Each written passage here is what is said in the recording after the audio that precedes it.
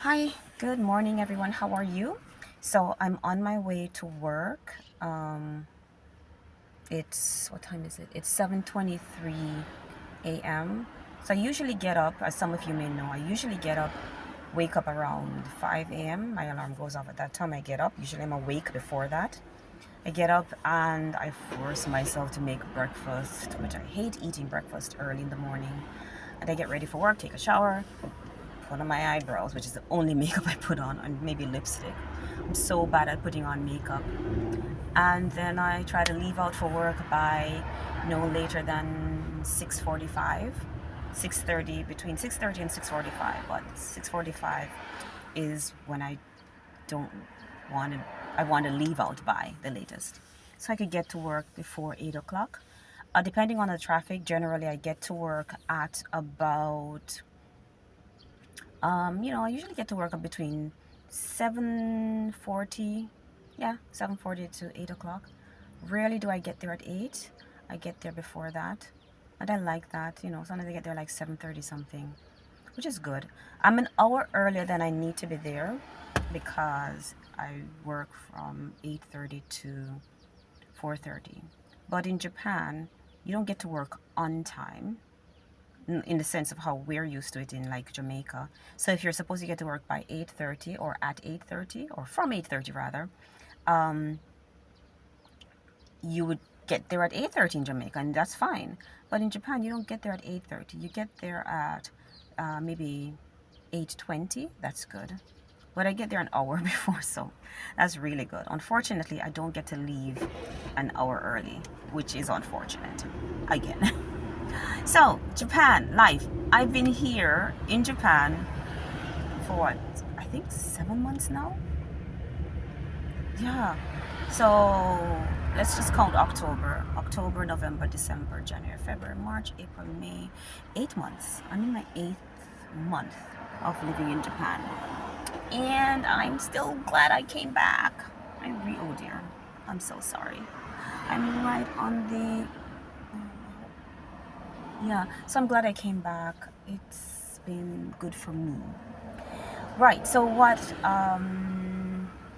how is life in Japan?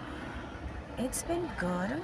Japan is Japan. It's kind of hard to explain what that means to persons who don't know. A few persons have asked me about racial things.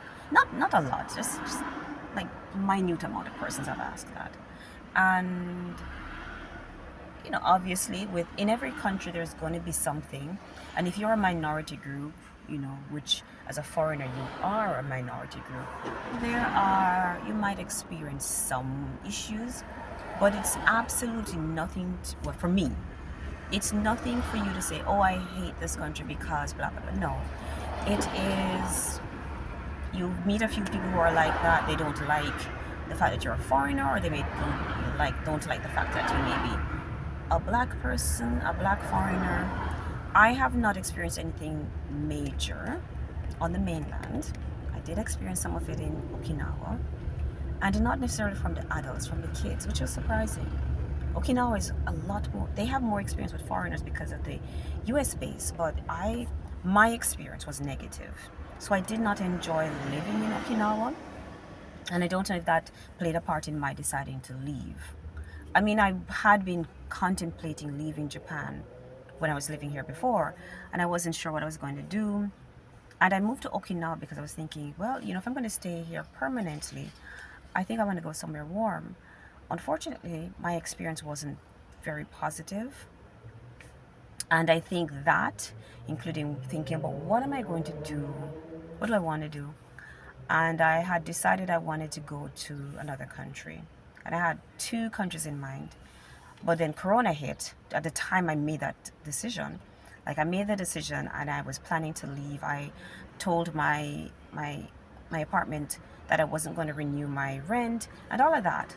And then I kind of extended it one more month because leaving was proving difficult because of Corona, the pandemic. So so I left, and I couldn't leave Jamaica. Plus, I had a sick family member, so that was another reason I wanted to go back too, because I thought, oh, this was going to be maybe the last time I'll see the person.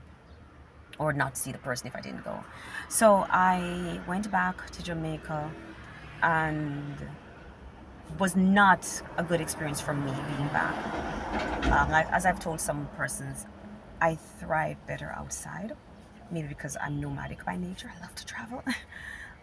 But yeah, couldn't leave because some countries had closed their borders to anybody, and some had closed their borders to certain countries. And one of those countries I wanted to visit had closed their borders to Jamaicans. And the other one, it was hard to get in. Like I was thinking about how could I, if I went there, how could I sustain myself financially? And that I couldn't find a solution because of how the things were set up there. And I didn't get to go. And I just ended up, I was thinking, what am I going to do? I don't want to stay here in Jamaica. So I said, let's go back to Japan. And so I started working on that. But I was fostering some cats. I started fostering kittens and kittens slash kittens. And I ended up staying like a year, pretty much about 1 year longer than I had intended, because I needed to find homes for the kittens I was fostering. Yeah, sorry. That, and I think maybe that gave me a moment to figure things out. And having those cats, I think, was really good for me, my mental health. I tell people, listen, don't be ashamed to talk about your mental health, because everybody goes through something. Some go through more than others, and some it's minor. But we're living in a world that is just high pressure, high stress. And of course, many people have baggage, emotional or mental baggage that they're carrying, or trauma. And so sometimes you realize what it is, sometimes you don't. And you know, if you realize what it is and you can work on that, more power to you.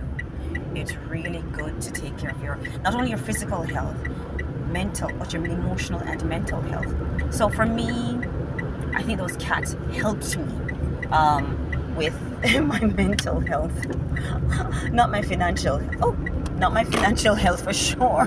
Because, yeah, when you're fostering cats and you're not an organization getting donation, you're just doing this out of your pocket. Oh, wow.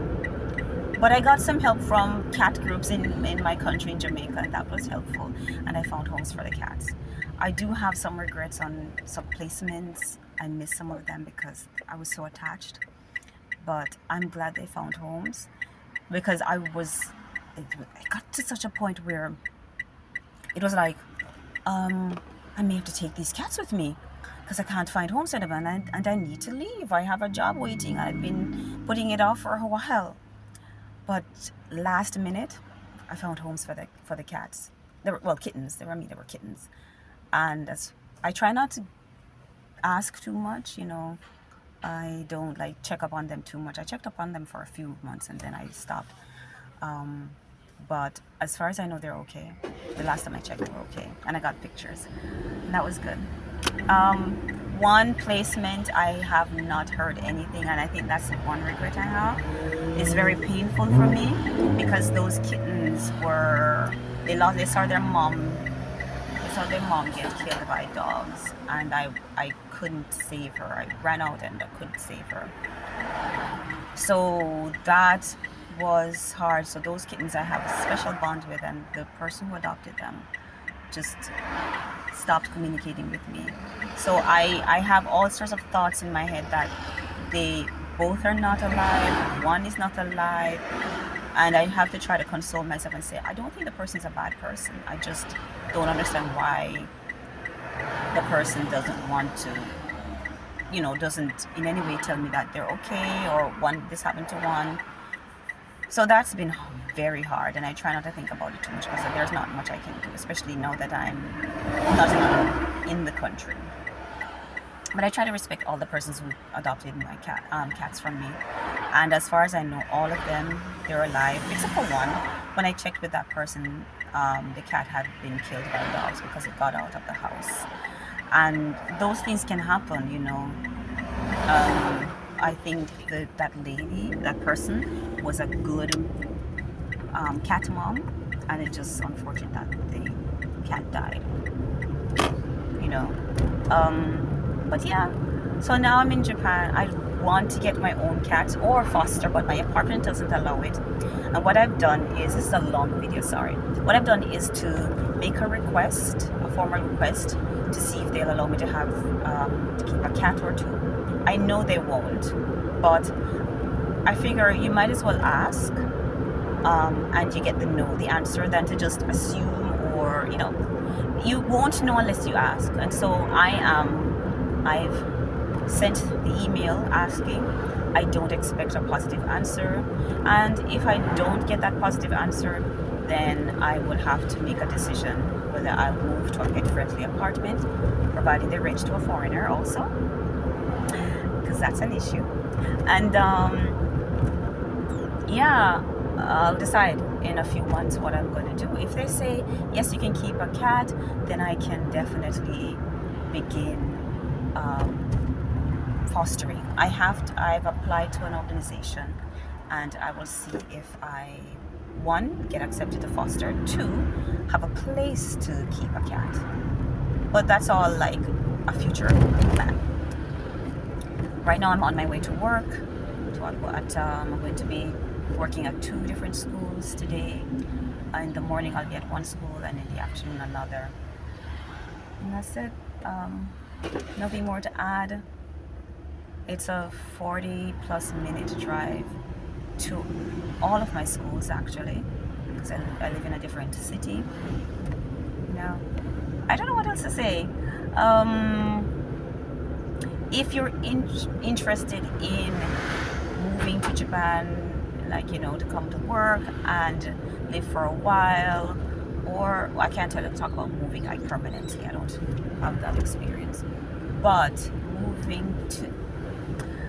working in Japan, obviously, legally, doing everything legally, I would say do some research on it also. There are books on culture, Japanese culture. I remember I bought a book that explained Japanese culture, and all my preconceptions of Japan were completely blown out of the water after I read that. I was like, oh, I didn't know this. Oh, this is new. Lots of stuff I learned. So I think it's good to know the country and not your idea of the country. So if you can find some reputable text or information about Japan, Japanese culture, and all of that, I would suggest doing that. I mean, yes, you can find videos like this online, and you can get, you can learn a lot from them. I also think it's good to get some sort of text. So, do people read anymore? Books? I love reading books. Yeah. And if you can get in touch with people who have experience, you can hit me up online.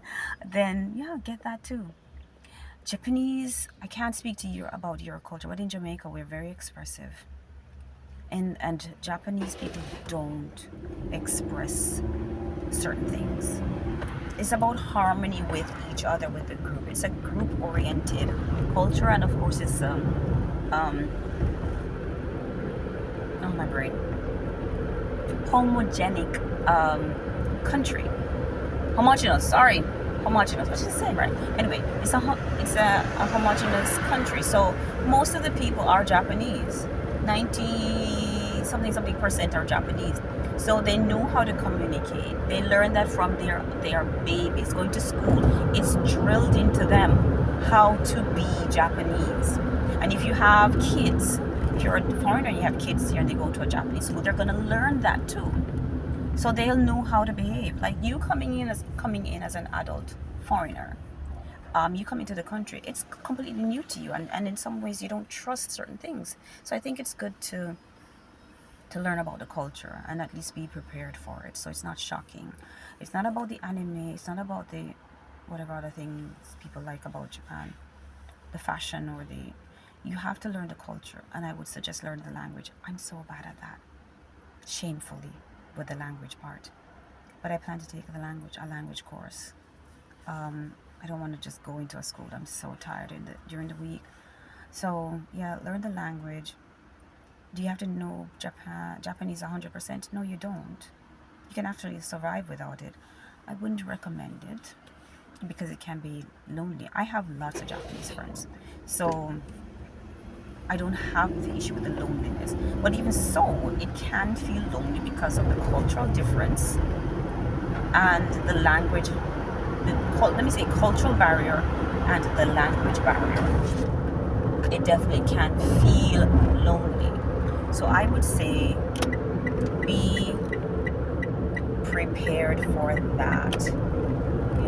Be prepared for that. Give yourself some time if you do come to the country to get used to the culture and all the things that are going to be so different for you. You might go through a year or months of feeling isolated, sad, lonely, maybe even depressed, to be honest.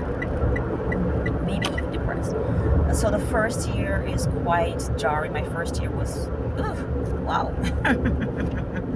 My first year was difficult, and I reached out to a fellow Jamaican.